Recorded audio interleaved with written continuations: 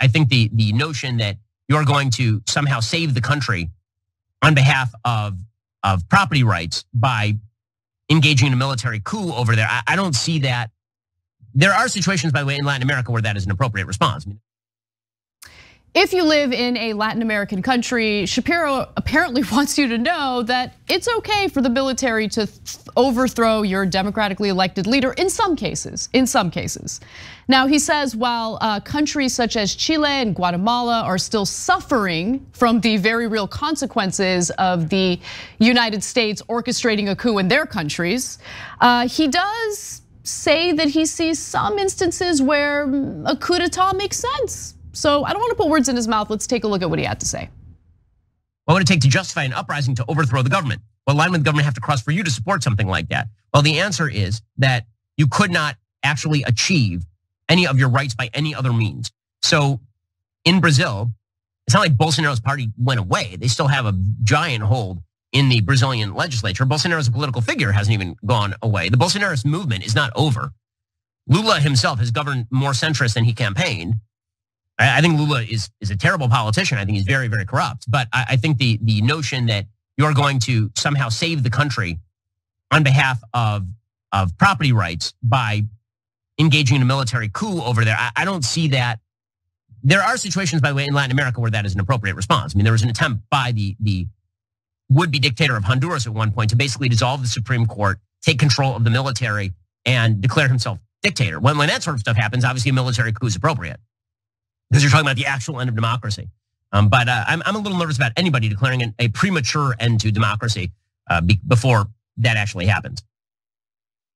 Okay, so glad to see that he doesn't think there should be another military coup in Brazil. Of course, the country has a history with military coups. But with that said, he does specify one coup that he was in favor of, and that was the coup d'etat in Honduras, which, by the way, severely destabilized the country. It's part of the reason why there's a crisis with migrants trying to come into the United States for safety. But let me give you the details on what happened. So the coup d'etat happened back in 2009. The military overthrew Manuel Zelaya, and he was detained and then flown out of the country to Costa Rica. Now, Ben Shapiro didn't give you all the details, so let's give you all the details now. He was only slightly left-leaning. He was actually in the center left of the pink tide, but even that was enough to provoke anger from the Honduran oligarchy. And usually when coups like this happen, it has to do with business interests wanting to overthrow leftist leaders or anyone who might threaten their profit model or their business overall. Now, Zelaya's administration released a survey that asked Hondurans if they would like to vote on whether or not Honduras should update its national constitution. Now, Honduran right-wingers claim that this was concrete proof of Zelaya planning to abolish the article that limited the president to a single term. Now, on June 28th of 2009, that was when the military coup occurred. But later, the right-wing administration abolished that article. Interesting that that wasn't mentioned in the segment. But the very issue that some point to as the reason why the coup was okay, right? Oh, but Zelaya was gonna do, it was a power grab by Zelaya, they had to do this. Well, then the right wingers come in after the coup and they do exactly what they had accused Zelaya of attempting to do. Look, guys, I've never seen the right wing be honest in Latin America, okay? So now I don't follow it microscopically, so I'm sure there was some honest right-wingers somewhere in there. I'm talking about the big picture. When they come in, they do a coup against a left-wing person actually representing the interests of the people. It's always a lie.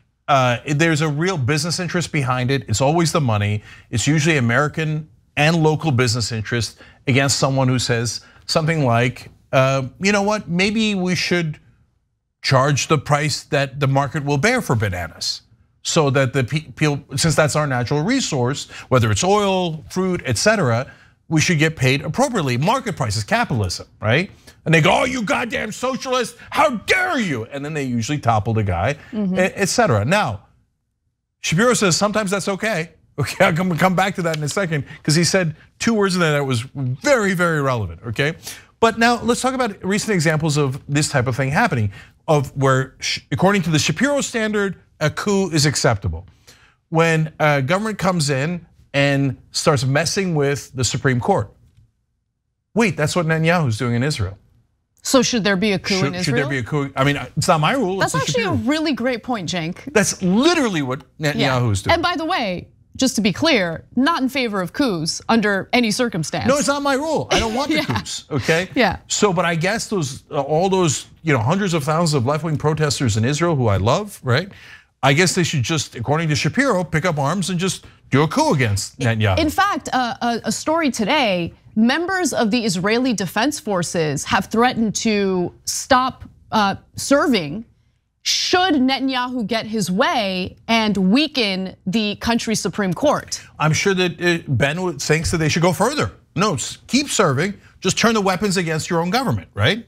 It's not my standard. The second part of the standard is, well, if they're about to destroy democracy, like for example, if you lose a presidential election but don't want to leave and get your supporters to ransack the capital of your own country. So, there's some right wingers say, oh, well, Antifa was the one that was trying to do a coup.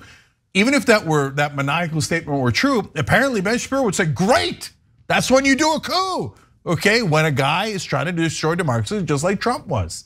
So this is what the right wing does. That's what they do in every country, including Honduras, okay? So now the two critical words. Did you notice?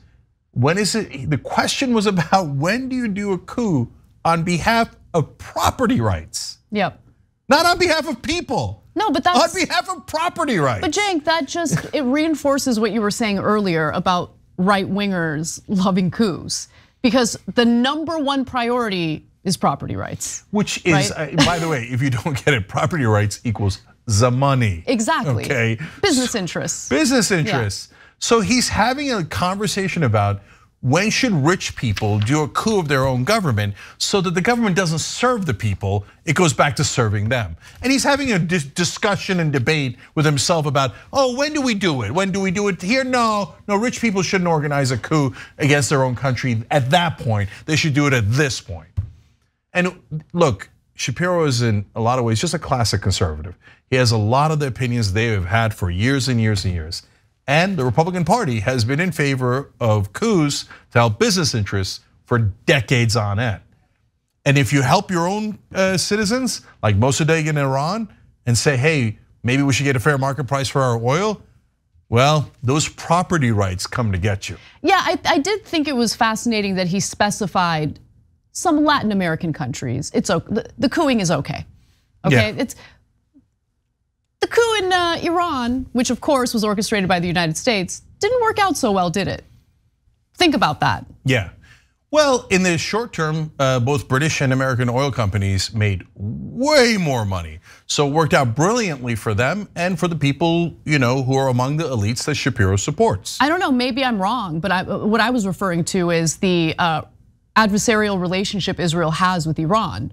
Yeah. Would that be the case if things were a little different, right? No, for sure. Yeah. Because we overthrew their democratically elected government and put in a dictator, the Shah, it wound up creating tremendous resentment, which led to the Iranian Revolution and the mullahs that haunt us all now, right? Yep. Thanks a lot for your property rights coup that you did in Iran. It wound up hurting not just the people of Iran, but the people of America and Israel and the whole world, thanks to your idiotic greed.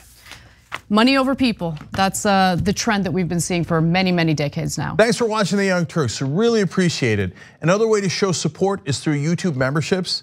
You'll get to interact with us more. There's live chat emojis, badges.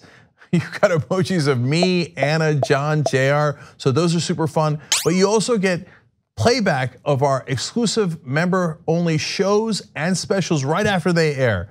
So all of that, all you gotta do is click that join button right underneath the video. Thank you.